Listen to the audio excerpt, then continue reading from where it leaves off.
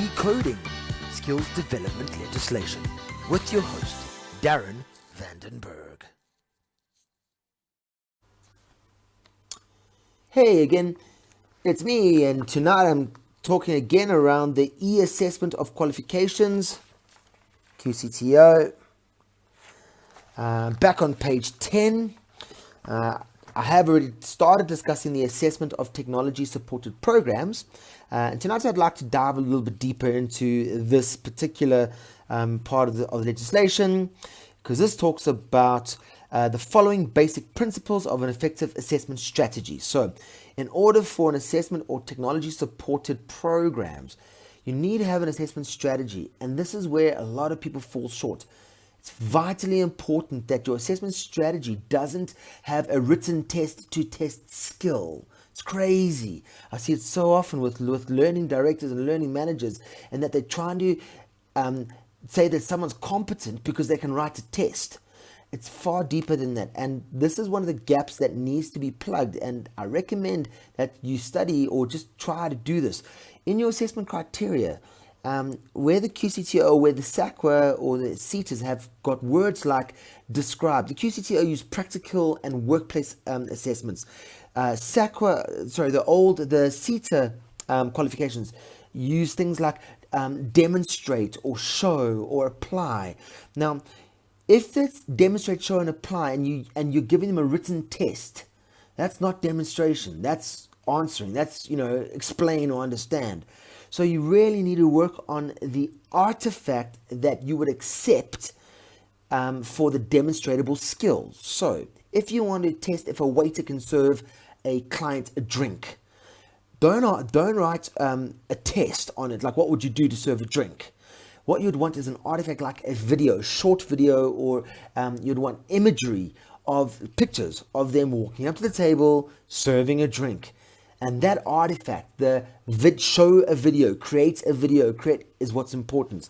So, on page 10 in this assessment strategy, it talks about the basic principles. And the first principle is sufficient measures that are in place to ensure the validity and the reliability of the assessment. So, make sure that the measures, if you're measuring skill, you don't just measure skill by a written test. And this comes down to the validity, authenticity, the currency, and the sufficiency of evidence. It's quite important. The next is that the assessment is rigorous enough and to give reliable evidence of the student's achievement. So there can be no doubt that the students have met the excellent level outcomes and earned a qualification that they can be proud of.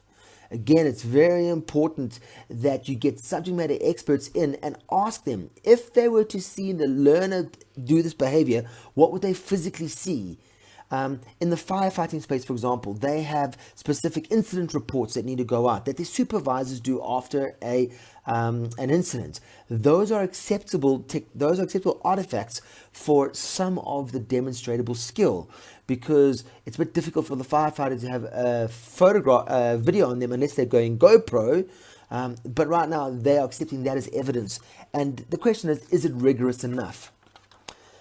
The next part is, the next principle says an efficient management system that is in place to ensure fair administration of both formative and summative assessments, security of assessment items and results, and timely release of assessment results. Now, this is where e-learning systems and LMSs currently fall short, and why we created P4P, which is a bespoke, focused, niche electronic portfolio system.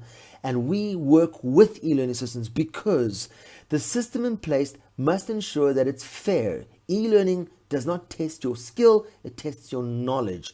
So, formative gets built on in the classroom or in your learning space, it goes on P4P into your POE folder. Summative gets done in the workplace through practicals and workplace. Great. That also goes into P4P, which gives you a holistic view in order to achieve your statement of results. And then, because it's online, in line with the POPI Act and the GDRP, the results are immediately given to the learners based on what the assessment had done, and as soon as moderation is done, the results are immediately provided. Anything's overturned, if there's reasons why. The third point is that there's sufficient feedback to help students to check their progress against the intended learning outcomes and assessment criteria. So this is the third point. And the really important thing here is that, remember, formative or summative assessment feedback is given by the assessor to the learner. Now, if the assessor is not in the classroom or not in the workplace and the learner is demonstrating skill there, who's giving them feedback? How are we tracking that? Because e-learning doesn't do that well. That's what e-portfolio systems do. And that's what we are enabling, so that the learner can go to work, do a pre-shift meeting, take some photos of what they're wearing. That's all good.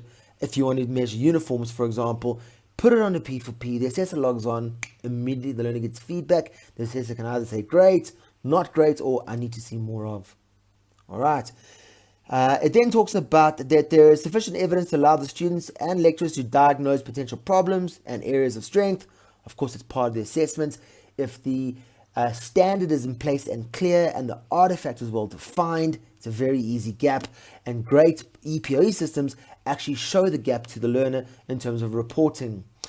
There must be sufficient guidance and feedback to maximum student chances of success, and that comes down to assessment strategy. How many times can a learner or a student be assessed in order to gain competence and to improve themselves? And can you track that every time? So if the learner gets rated not yet competent today, not yet competent tomorrow, but competent on Saturday, do you track that growth? Because that's what the e-technology or the e-portfolio technology is doing.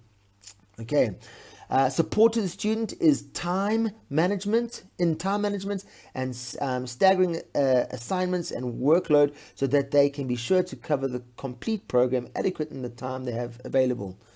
You know, assessment strategy is quite simple. If the artifact is well defined, often you can use one artifact across multiple modules or multiple assessment outcomes. That's why you've got to take a holistic approach to instructional design to get that right. Now, support to students, if the student is far away from the assessor, the support only happens every time they get to the next module, which is sometimes 2 months later. On an e-portfolio system, that happens immediately. And if the student, through their management or through their HR department or through their supervisors or through the learning department, get their portfolios onto the EPOE system, the assessor is immediately notified. They can assess within a week, and the learner can get immediate feedback, not when they get back to the training classroom 3 months later. The last point is motivation to students to succeed by encouraging them to relate their studies to their own working, potential working or learning environments and problems, that through the provision of encouragement and realistic feedback. So when you design your assessment strategy, start at the workplace and find out the checklists and the toolbox talks and all the stuff that currently happens in the workplace. Take those assessment criteria with a good alignment matrix and a good artifact definition from the line manager. Align those to your actual learning outcomes, so that by virtue of the learner doing their job, they are gaining the correct skill and they can be assessed against the correct criteria towards their qualification or part qualification. Don't flip it around, which is currently what's happening, where training runs ahead and goes off in directions and designs a whole bunch of programs that are of no value to people or limited value because they don't talk back to what the workplace wants. The workplace likes progress, but not as far as training tends to do, because training tends to want to prove that they're so smart and they do all this futuristic learning, but the workplace is not ready for it. Okay, so that is the main points around an assessment strategy, the main principles. Good luck with your assessment strategy. We'll talk more around this e-policy in the next discussion. Cheers.